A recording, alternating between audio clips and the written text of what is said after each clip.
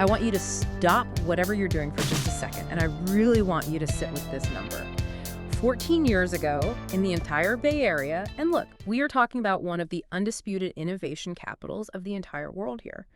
There were fewer than 100 African-American students enrolled in a calculus class. Yeah, it's just a staggering reality check, honestly. Right. When you look at a number that low in a region that's just, characterized by massive wealth and this huge technological boom, you aren't looking at a statistical anomaly. No, absolutely not. You're looking at a systemic reality. Exactly. That is not a pipeline leak. That is a drought by design.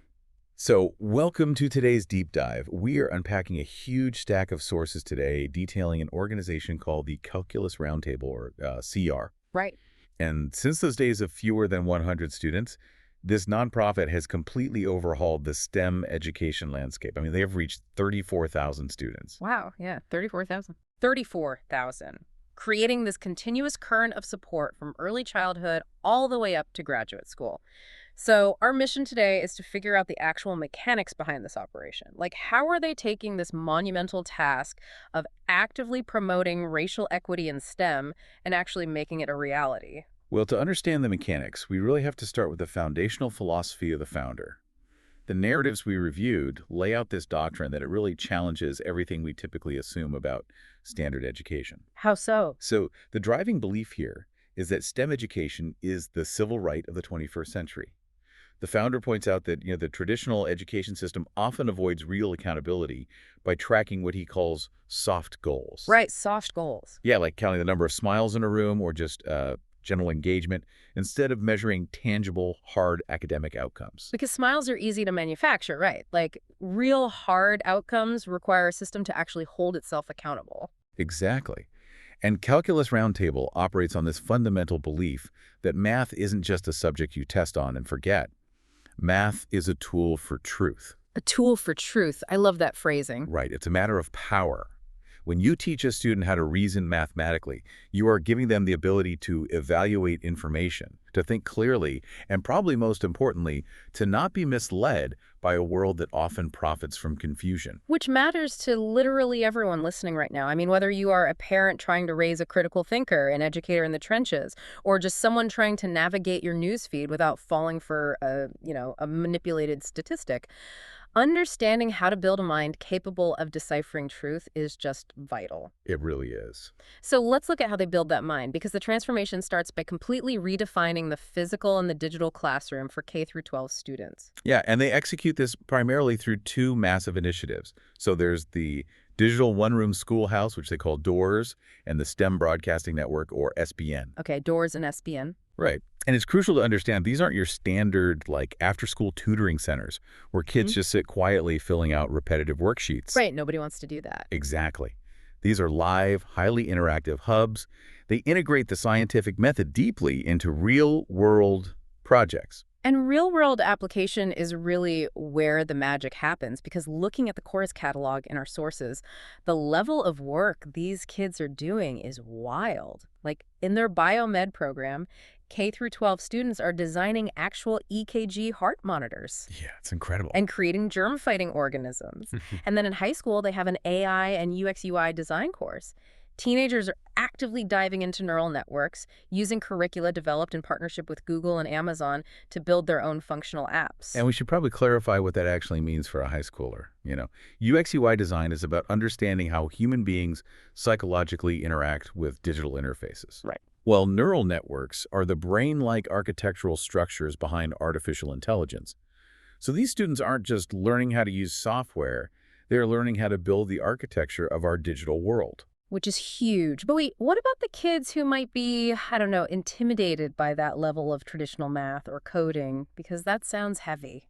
Well, for those students, CR employs a sports math program. Oh, nice. Yeah, they teach the hard concepts, so slopes, velocity, averages, statistics, but they do it by analyzing baseball batting orders and the geometrics of Olympic figure skating. See, that is brilliant. You are taking a kid who might have zero interest in a standard algebra equation, but who has completely memorized the three-point shooting percentages of every player on their favorite basketball team. Exactly. You use their existing passion as the hook. Right. The founder's narrative actually has a really great analogy for this. Standard education often tries to teach fractions by writing abstract numbers on a whiteboard, which is like trying to teach someone how to cook by only letting them read a restaurant menu. Right, it doesn't work. Yeah. No. CR says, look, we don't start with the menu. We start on a Tuesday afternoon by understanding pizza slices. Pizza slices, I love that. You make the math tangible, right? Something a child can actually hold, manipulate, and relate to. Connection has to happen before abstraction. But, the natural pushback there is whether gamifying math actually translates to the hard academic skills these kids need to pass standardized tests and succeed in higher education. Right. Does it actually work? Yeah, making math out of pizza and video games sounds fun, but does it produce scholars? That is the multi-million-dollar question in education right there. It is, and the sources provide this phenomenal real-world mechanism to answer it.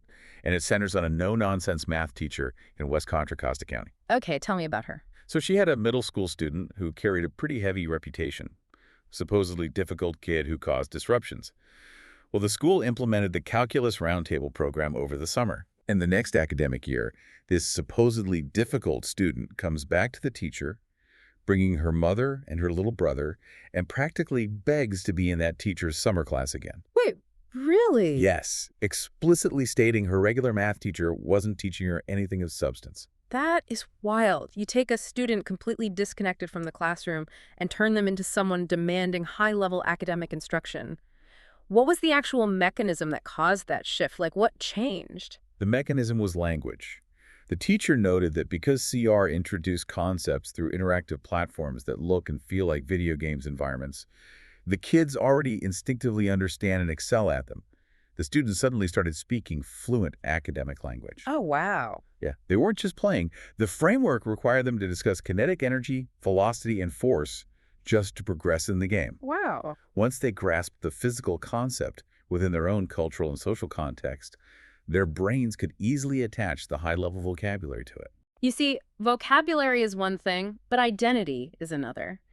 That teacher in Richmond hit on a concept that defines this entire operation, which is culturally relevant pedagogy. Right. It's not just about making math look like a video game. It's about making the student look in the mirror and actually see a scientist.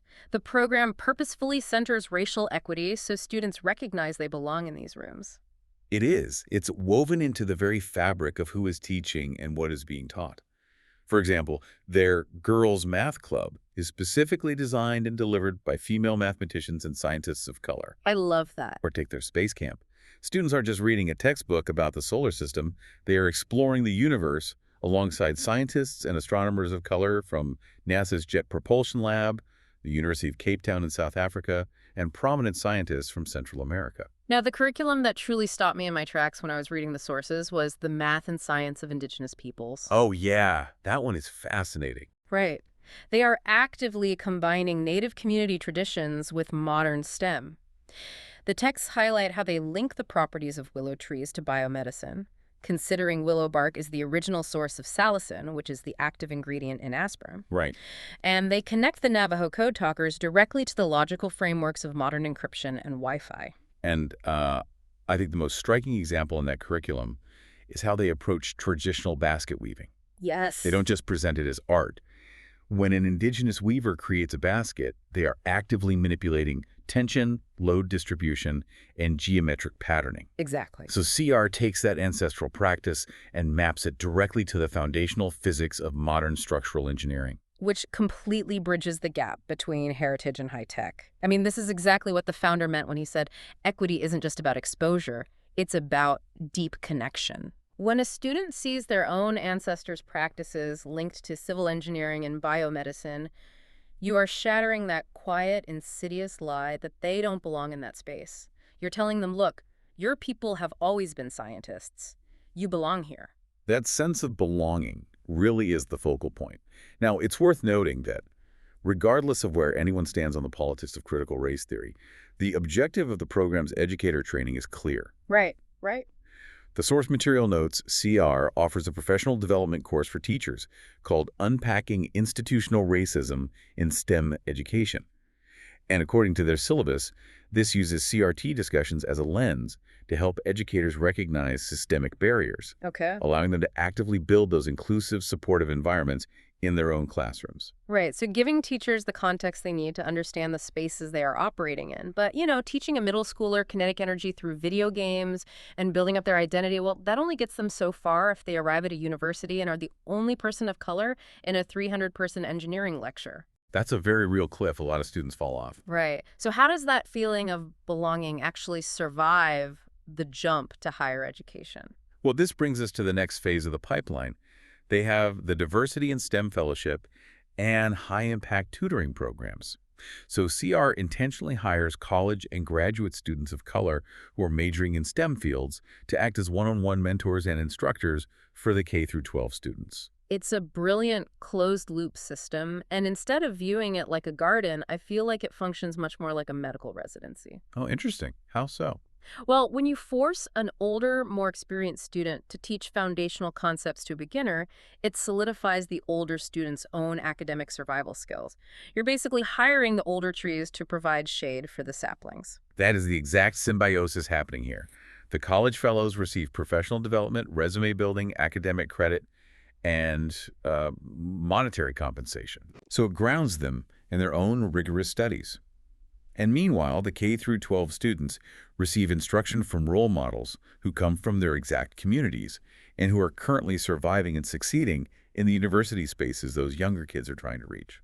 But I mean, finding that many qualified STEM professionals of color to sustain this across 34,000 students, that sounds like a logistical nightmare. Like they can't just be posting flyers on job boards. They must be tapping into existing massive networks. They are, and we actually have a really fascinating window into the mechanics of their recruitment strategy via a 2024 communications deliverable prepared for CR by Deloitte. Oh, the Deloitte strategy. Right. It details their expansion strategy into Memphis, Tennessee. So to build this pipeline, Deloitte advised CR to actively target specific, culturally concentrated cohorts. Okay, like who? For the fellowship pipeline, they target local historically black colleges and universities. Institutions like Lemoyne-Owen College that have a rich legacy of fostering black excellence. And then, to recruit professional volunteers, they tap into corporate STEM affinity groups. Wait, like corporate employee resource groups? Precisely. The Deloitte document specifically outlines targeting groups like Ford's Hispanic Latinx Network or the Women of Ford. Oh, wow. By partnering with these established corporate affinity groups, CR provides those professionals with a structured, barrier-free way to impact their local communities. And in return, CR secures highly qualified, culturally aligned mentors for their students. So everyone in that ecosystem elevates each other. The K through 12 kids get top-tier mentors. The college kids get networking connections to massive corporations like Ford. And those companies get a direct pipeline to the next generation of diverse STEM talent. It's a win for everyone. It really is. We've built this massive network from the elementary classroom to the corporate boardroom. And I want to pivot here for a second. There's a quote from the founder that introduces a serious point of friction. Okay. He says, "We move fast because we are grounded in practice, but we slow down where it matters most with families." Yes, because if you don't build trust at home, the entire pipeline just fractures. Right. The sources reference the California Department of Education's Family Engagement Framework. CR utilizes this comprehensive guide to turn parents into active partners rather than intimidated bystanders. But let's talk about the friction there. Because if my grandmother was repeatedly told she wasn't good at math and my mother felt deeply intimidated by science, there is generational math trauma at play. Absolutely. How on earth can a school expect a parent with that background and no technical expertise to help a high schooler with neural networks or biomedical engineering? Like, that's intimidating. It is the single most common barrier to family engagement in STEM. But CR's solution addresses the psychology of that trauma. They don't expect the parents to know the math. Okay, so what do they do? Instead of traditional intimidating parent-teacher conferences, they host events like online family game show nights. Jam show nights. Yeah.